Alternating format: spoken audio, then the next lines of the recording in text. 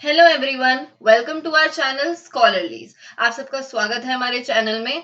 आज हम CTET paper 2 social studies सामाजिक विज्ञान में आने वाले एक बहुत ही इम्पोर्टेंट चैप्टर अभ्यास डाइवर्सिटी के बारे में पढ़ेंगे, जिसका अर्थ है विविधता या फिर विभिन्नता। तो आज हम इसके बारे में पढ़ेंगे। तो चलिए चलते हैं आगे।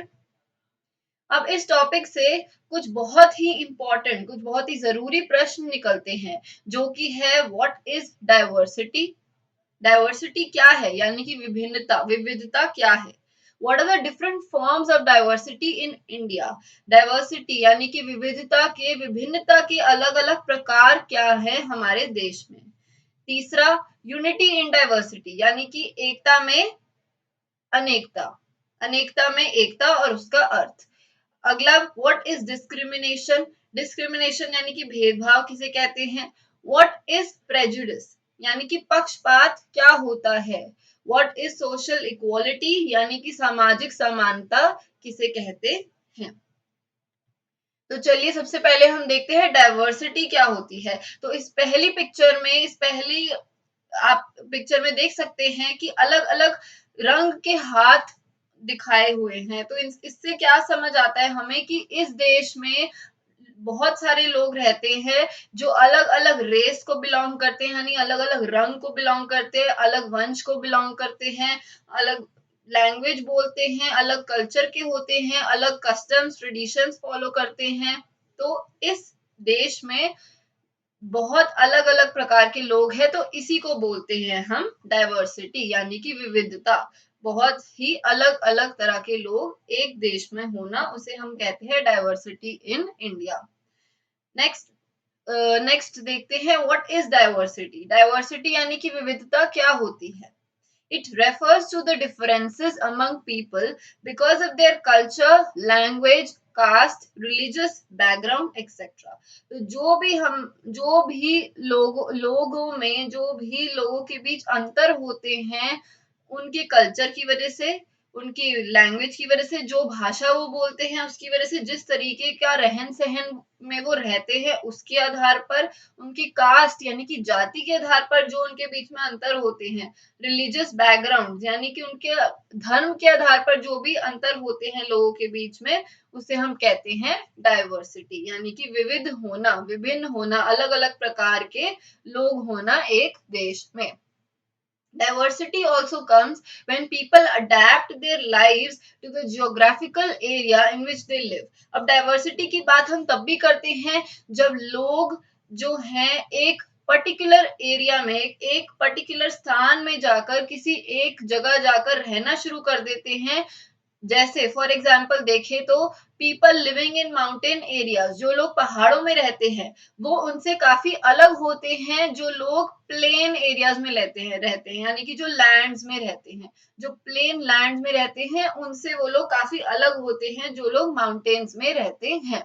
तो इससे भी बहुत फर्क पड़ता है हमारे रहन सहन में भी, क्योंकि हम जिस एरिया में रहते हैं हम वहां का रहन सहन अपना लेते हैं, अडॉप्ट कर लेते हैं और एडजस्ट कर लेते हैं उसी सराउंडिंग में, उसी वातावरण में। Different people have different lifestyles. अब अलग अलग प्रकार के लोगों की अलग अलग तरीके का रहन सहन होता है, अलग तरीके का रहन सहन सब फॉलो करते हैं and follow different cultures and traditions. अब हर इंसान अलग अलग कल्चर को फॉलो करता है, हर किसी का अपना अलग तरीका होता है जीवन बिताने का, और हर इंसान अलग ट्रेडिशंस यानी कि कस्टम्स को फॉलो करता है, यानी कि विचारों को फॉलो करता है, विचारों को मानता है। तो डाइवर्सिटी ओवरऑल क्या है, जो भी अंतर होते हैं लोगों के बीच, उनके कल्चर के आधार पर, उनकी लैंग्वेज के आधार पर, उनकी कास्ट यानी कि जाति के आधार पर, भाषा के आधार पर, उनके धर्म के आधार पर और उनके वंश के आधार पर, ये सब होता है diversity. Diversity in India. India में डाइवर्सिटी किस तरीके से है, क्योंकि इंडिया एक बहुत बड़ा देश है जिसमें बहुत तरह के लोग रहते हैं। India is a vast country with many diversities. India एक बहुत ही बड़ी कंट्री है जिसमें विभिन्न प्रकार के लोग रहते हैं। It consist of many religions, languages, festivals and a variety of foods. अब अलग अलग प्रकार के लोग हैं तो जाहिर सी बात है वो अलग अलग धर्म को मानेंगे, अलग भाषा बोलेंगे, अलग फेस्टिवल्स मनाएंगे, अलग त्योहार मनाएंगे और अलग अलग तरीके का खाना भी खाएंगे। Also people wear different kind of clothes in different states. अब अलग अलग स्टेट्स में, शहरों में लोग अलग अलग प्रकार के कपड़े भी पहनते हैं। तो इससे भी क्या पता चलता है कि लोग काफी अलग अलग तरह के होते हैं, यानी कि लोगों के बीच में क्या है, डाइवर्सिटी है, विभिन्नता है। तो डाइवर्सिटी किसके बेसिस पे देखी जाती है, किसके आधार पर देखी जाती है, धर्म के आधार पर, भाषा के आधार पर, त्योहारों के आधार पर, अलग प्रकार का खाना खाने के आधार पर और डिफरेंट डिफरेंट तरह के, यानी कि अलग तरह के क्लोथ्स कपड़े पहनने के आधार पर। Diversity in India also depends on geographical area. ये भी एक बहुत इंपॉर्टेंट फैक्टर है, बहुत इंपॉर्टेंट पॉइंट है, जिसके बेसिस पे विविधता, जिसके आधार पर हम विविधता को देखते हैं। ज्योग्राफिकल एरिया, जिस जगह हम रहते हैं, जिस जगह हम निवास करते हैं, वहां पर भी, उससे भी बहुत फर्क पड़ता है हमारी डाइवर्सिटी इन इंडिया में। जैसे फॉर एग्जांपल जो लोग सीज के आसपास रहते हैं, समुद्र के आसपास रहते हैं, जैसे कि केरला का एग्जांपल ले सकते हैं, उन लोगों का रहन सहन, बोलने का तरीका, खाना और त्योहार, ये सब बहुत अलग होते हैं उन लोगों से जो कि पहाड़ों में रहते हैं, जैसे कि लद्दाख। तो डाइवर्सिटी इन इंडिया, क्योंकि इंडिया एक बहुत बड़ा देश है तो जाहिर सी बात है उसमें अलग अलग तरह के लोग भी निवास करते हैं। अब देखते हैं हम कुछ important forms of diversity in India, कुछ जरूरी प्रकार की डाइवर्सिटी इन इंडिया, किस किस बेसिस पर, यानी किस किस आधार पर हम लोगों को विभिन्न मानते हैं, विविध मानते हैं। तो some important forms of diversity are as follows. सबसे पहला है रेशियल डाइवर्सिटी, यानी कि विविध होना, अलग होना, विभिन्न होना on the basis of your race, race के आधार पर, यानी कि वंश के आधार पर। अब जिस फैमिली को हम बिलोंग करेंगे उसके आधार पर हमारी रेस डिसाइड होती है, हमारी जाति डिसाइड होती है। These are people who belong to different races in India. अब अलग अलग प्रकार के लोग हैं तो जाहिर सी बात है वो अलग अलग फैमिलीज को बिलोंग करेंगे, उनका बैकग्राउंड भी अलग होगा, उनकी हिस्टोरिकल बैकग्राउंड, उनका इतिहास भी अलग होगा सबका। तो अलग अलग रेसेस को बिलोंग करते हैं लोग इंडिया में। A race is a group of people with different features. अब रेस के अंदर किस तरीके के लोग आ जाते हैं, जिनके अलग अलग फिजिकल फीचर्स हैं, यानी कि जिनका अलग अलग दिखने का तरीका है, जैसे जिनकी हाइट यानी कि लंबाई, ऊंचाई अलग है, स्किन कलर अलग है, हमारी स्किन का कलर अलग है, नोज अलग अलग, हमारे नाक अलग प्रकार के हैं, हमारे बालों का रंग अलग प्रकार का है और हमारी आंखों का कलर अलग प्रकार का है। तो ये सब चीजें हमारी फैमिली पे डिपेंड करती है, जिस फैमिली से हम आते हैं, जिस परिवार को हम बिलोंग करते हैं, ये सब चीजें उस पर डिपेंड करती हैं कि किस तरीके से हम रेशियल डाइवर्सिटी है। नेक्स्ट है लिंग्विस्टिक डाइवर्सिटी, यानी कि विभिन्नता ऑन द बेसिस ऑफ भाषा, भाषा के आधार पर विभिन्न होना। तो इंडिया में, भारत देश में बहुत अलग अलग प्रकार की भाषाएं हैं और there are total of 1652 1652 languages हैं इंडिया में, भाषाएं बोली जाती हैं इंडिया में।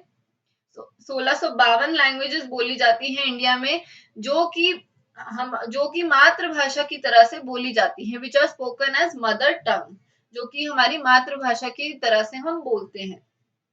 सिर्फ 22 भाषाएं, only 22 languages are listed in the constitution. तो हमारे भारत के संविधान में सिर्फ 22 भाषाओं को अधिकार दिया गया है to be considered as a language. तो सिर्फ 22 लैंग्वेज हमारे कॉन्स्टिट्यूशन में, भारत के संविधान में लिस्ट की गई हैं। नेक्स्ट है रिलीजियस डाइवर्सिटी, यानी कि डाइवर्सिटी किसके आधार पर, विभिन्नता किसके आधार पर, धर्म के आधार पर। अब भारत इतना बड़ा देश है तो अलग अलग रिलीजन के लोग भी आते हैं, उसमें अलग अलग धर्म के लोग भी आते हैं। तो there are many religions practice in India, बहुत सारे धर्मों को फॉलो करते हैं इंडिया में लोग, जैसे हिंदू हो गया, मुसलमान हो गया, सिख हो गया, ईसाई हो गया, क्रिश्चियनिटी हो गया, बुद्धिज्म, जैनिज्म। तो ये सब सारे क्या है, अलग अलग धर्म है।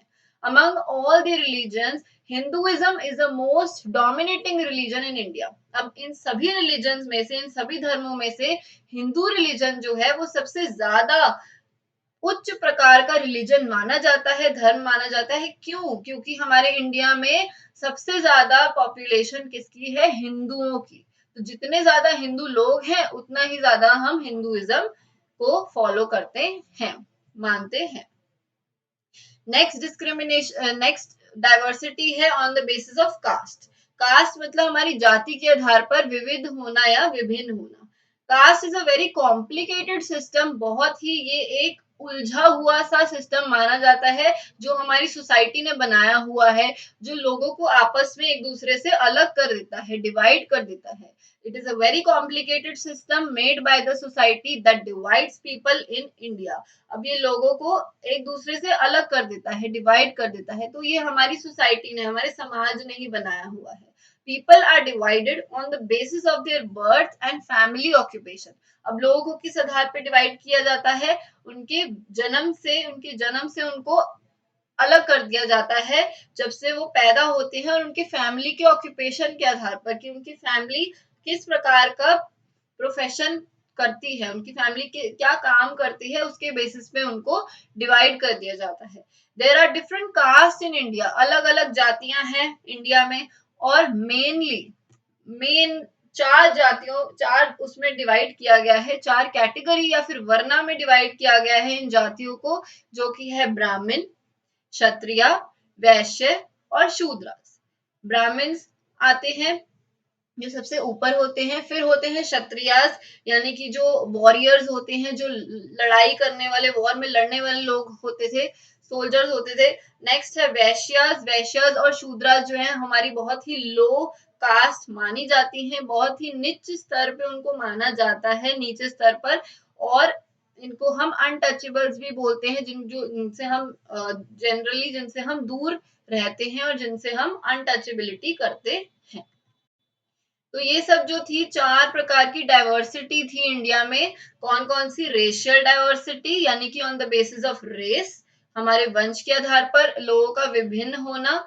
दूसरा लिंग्विस्टिक डाइवर्सिटी, यानी कि भाषा के आधार पर लोगों का एक दूसरे से अलग होना। रिलीजियस डाइवर्सिटी, यानी कि धर्म के आधार पर, अलग अलग धर्म को मानने के आधार पर लोगों का एक दूसरे से विभिन्न होना। कास्ट डाइवर्सिटी, यानी कि जाति के आधार पर लोगों का एक दूसरे से विभिन्न होना। नेक्स्ट देखते हैं यूनिटी इन डाइवर्सिटी, यानी कि एकता में अनेकता। तो India is a diverse country in terms of different religions, cultures and regions. अब इंडिया एक बहुत ही विभिन्न प्रकार का देश है जिसमें अलग अलग रिलीजन यानी कि धर्म प्रैक्टिस किए जाते हैं, लोग अलग बैकग्राउंड से आते हैं, हर किसी की फैमिली अलग का अलग इतिहास होता है और अलग अलग एरिया में रहते हैं। The Britishers thought that they can rule India for a long period of time.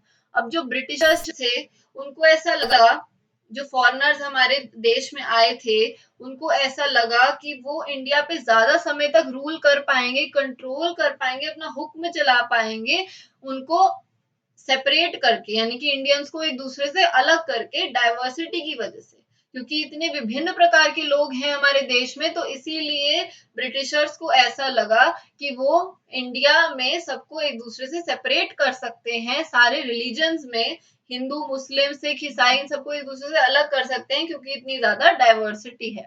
But the people of India stood together against them to show them that unity in diversity exists in India. तो हमारे जो India के लोग थे, भारत के लोग थे, उस समय ब्रिटिशर्स के खिलाफ खड़े हुए और उन्होंने दिखाया कि हमारे देश में एकता में अनेकता है। It was made by our first prime minister Pandit Jawaharlal Nehru. तो ये जो टर्म थी, ये जो टर्म है, ये जो शब्द है यूनिटी इन डाइवर्सिटी यानी कि एकता में अनेकता, ये हमारे पहले प्राइम मिनिस्टर, पहले प्रधानमंत्री पंडित जवाहरलाल नेहरू ने बनाई थी। It was shown in the Jallianwala Bagh incident that happened in 1919. अब 1919 में जब अमृतसर में जलियांवाला बाग में एक एक्सीडेंट हुआ था, जिसमें जो ब्रिटिशर्स थे उन्होंने, जो सिख लोग थे, जो सरदार लोग थे अमृतसर में, उन्होंने उनको बहुत बुरी तरह मार दिया था। तो इसमें क्या हुआ था, जो भी सारे जो भी सारे मर्द और औरतें थी, सारे मेन और विमेन, हिंदू रिलीजन से, मुस्लिम रिलीजन से और सिख रिलीजन से, सभी रिलीजन से वो एक साथ आ गए थे ब्रिटिशर्स के खिलाफ लड़ने के लिए। When the Britishers treated the Sikh people in Amritsar cruelly, जब ब्रिटिशर्स ने बहुत ही बुरी तरह जो सरदार लोग थे अमृतसर के, उनको ट्रीट किया था, उनको बहुत ही उनके साथ बुरा व्यवहार किया था, तब सारे मेन और विमेन हिंदू रिलीजन से, मुस्लिम रिलीजन से और सिख रिलीजन से came together to protest against British. Britishers के खिलाफ लड़ने के लिए वो सभी एक साथ आ गए थे, जिससे क्या पता चलता है कि भारत में एकता में अनेकता बहुत अच्छी तरीके से है। A song was composed by IPTA, तो उसके बाद एक गाना बनाया गया था by IPTA, जिसकी फुल फॉर्म है Indian People's theatre association, after the Jallianwala Bagh massacre in 1919। This shows India's unity by being one। Unity का मतलब होता है एक साथ होना, एक होना, इतने सारे अलग अलग प्रकार के लोगों के होने के बावजूद उन सबका एक होना। तो उसके बाद एक गाना बनाया गया था by Indian People's theatre association, जो कि किसके लिए बना था? जलियांवाला बाग इंसिडेंट के लिए बनाया गया था 1919 में। इससे क्या पता चलता है कि हमारे भारत में सभी लोग एक हो जाते हैं जब मुसीबत पड़ती है। तो नेक्स्ट देखते हैं डिस्क्रिमिनेशन, यानी कि भेदभाव जिसे हम कहते हैं, वो क्या है और क्यों होता है। डिस्क्रिमिनेशन, भेदभाव, it occurs when people act according to their prejudice और stereotypes.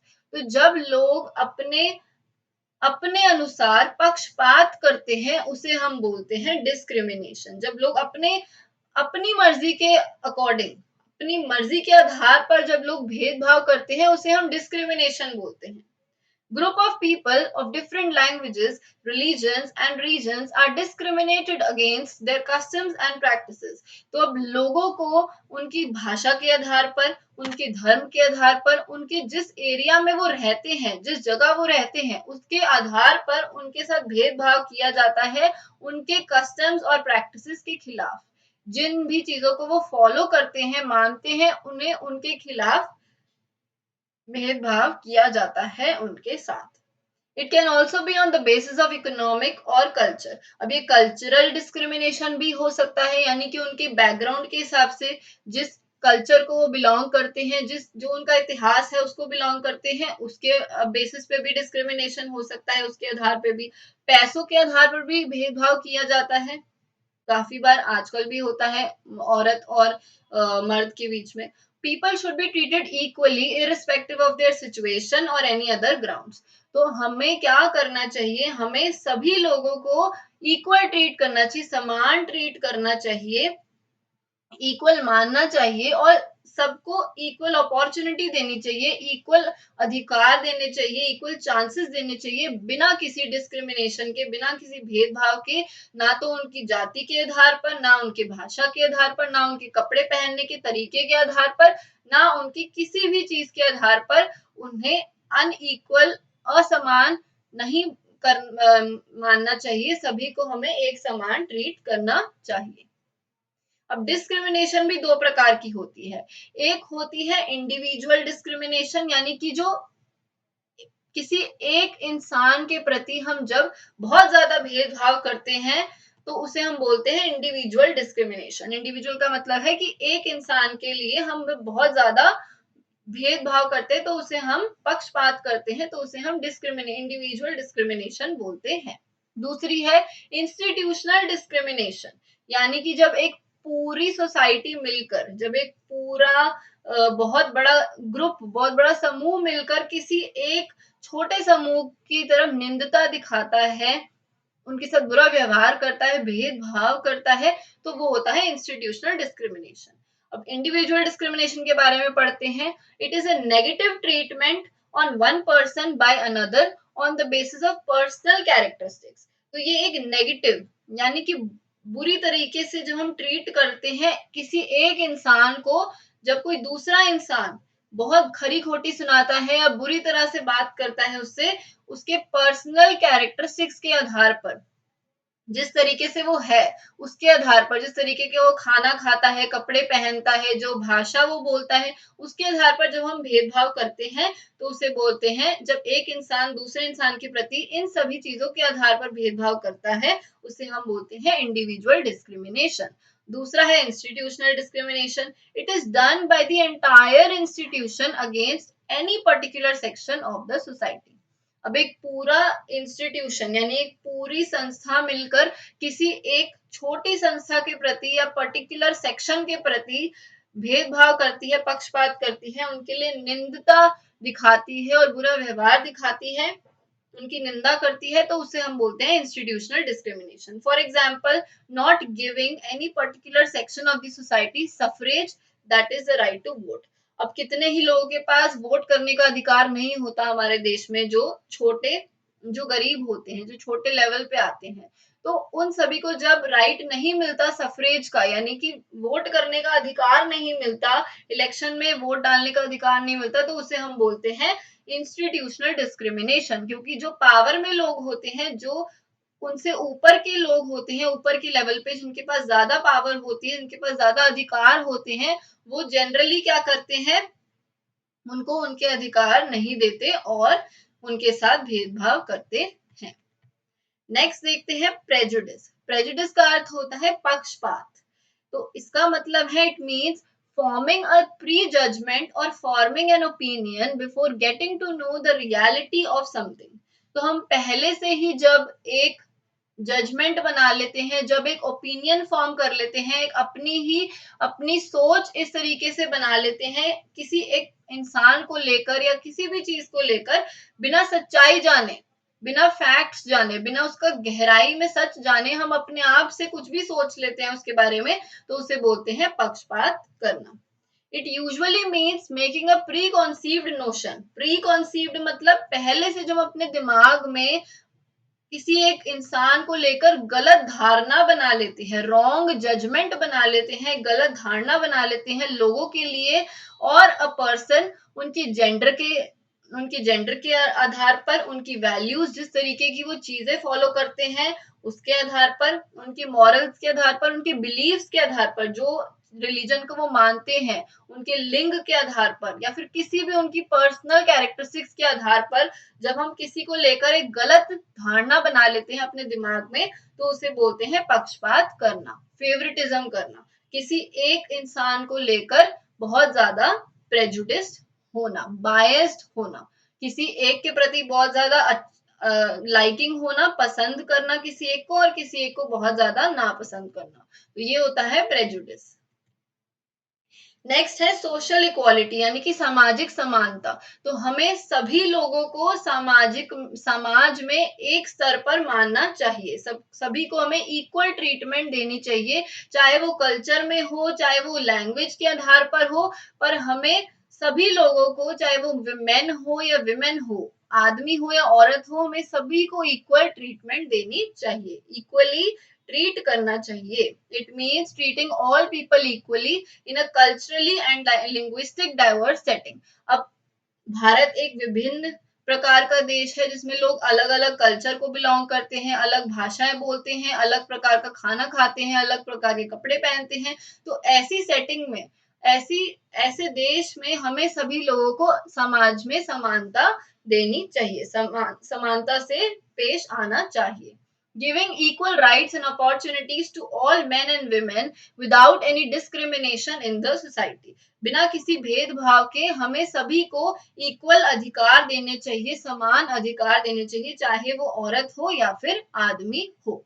Mutual respect and understanding is the most important aspect to ensure social equality there। तो म्यूचुअल एस्पेक्ट यानी कि एक दूसरे के लिए इज्जत होना और अंडरस्टैंडिंग होना, एक दूसरे को समझना, ये दो बहुत इंपॉर्टेंट फाउंडेशन है, बहुत इंपॉर्टेंट बेस हैं जिनके आधार पर सामाजिक समानता दी जा सकती है। तो ये बहुत ही जरूरी दोनों फैक्टर्स हैं इसके अंदर। म्यूचुअल रिस्पेक्ट यानी कि एक दूसरे को रिस्पेक्ट देना, एक दूसरे को जब इज्जत एक तरफ से दी जाती है तभी सामने से भी मिलती है, तो इसीलिए हमें दोनों तरफ से इज्जत देनी चाहिए, करनी चाहिए और अंडरस्टैंड करना चाहिए, दूसरों को भी समझना चाहिए और उन्हें बोलने का मौका देना चाहिए। तो ये होती है सामाजिक समानता।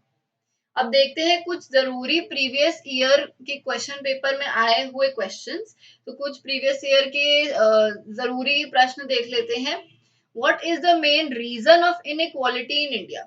सबसे अहम कारण क्या है इनइक्वालिटी का इंडिया में? असमानता का सबसे अहम कारण क्या है? कास्ट, सेक्स, पॉवर्टी या रिलीजन? तुम्हारी जाति है सबसे मेन कारण असमानता का, सेक्स यानी कि मेल या फीमेल होना, पुल्लिंग या स्त्रीलिंग होना, पॉवर्टी यानी कि गरीबी है सबसे मेन कारण इनइक्वालिटी का इंडिया में, या रिलीजन हमारा धर्म जिसे हम मानते हैं। तो इसका आंसर है पॉवर्टी। जितने गरीब लोग होते हैं उतनी ज्यादा उनके साथ असमान व्यवहार किया जाता है। तो the answer is third option यानी कि पॉवर्टी, गरीबी। Next, you observe that students show prejudice in a social science class. हम देखते हैं कि जो हमारे स्टूडेंट्स हैं क्लास में, सोशल साइंस की क्लास में, सोशल स्टडीज सामाजिक विज्ञान की क्लास में, वो आपस में एक दूसरे से पक्षपात शो कर रहे हैं। What would be your most appropriate response? तो हमारा सबसे सही तरीका क्या होगा उनको समझाने का कि ऐसा नहीं करना चाहिए? पहला ऑप्शन, इग्नोर करें इन चीजों को, इग्नोर दीज कमेंट्स, इनको एकदम ही हम नकार दें, बिल्कुल ही ध्यान ना दें इनके ऊपर। दूसरा, organise a discussion on social reality. समाज में जिस प्रकार का व्यवहार होता है, जो भी रियलिटी है समाज में, उसके बारे में उनको समझाने के लिए एक डिस्कशन करें, उनके साथ बैठकर विचार करें। या थर्ड, रेप्रीमांड स्टूडेंट्स, उनको डांट कर बिठा दे, चुप करवा दे कि ऐसा ही होता है। या चौथा, bring the chapter to a close, या फिर चैप्टर ही खत्म कर दे, उसके बारे में आगे बात ही ना करें, उसको वहीं पे एंड कर दे। तो इसका आंसर है organise a discussion on social reality, यानी कि सेकंड ऑप्शन, कि उनके साथ बैठकर विचार करें कि समाज में क्या सच्चाई है और कैसा व्यवहार होता है और क्या चीजें मानी जाती हैं और क्या नहीं मानी जाती, और कैसा व्यवहार हमें करना चाहिए और कैसा नहीं करना चाहिए। Thank you so much for watching our video. And अगर आपको हमारी ये वीडियो पसंद आई है तो प्लीज लाइक, शेयर और सब्सक्राइब कीजिए हमारे चैनल स्कॉलरलीज को। कोई भी डाउट्स या क्वेरीज होते हैं तो उन्हें प्लीज नीचे कमेंट बॉक्स में डाल दीजिए। हम मिलते हैं अगली वीडियो में। Thank you.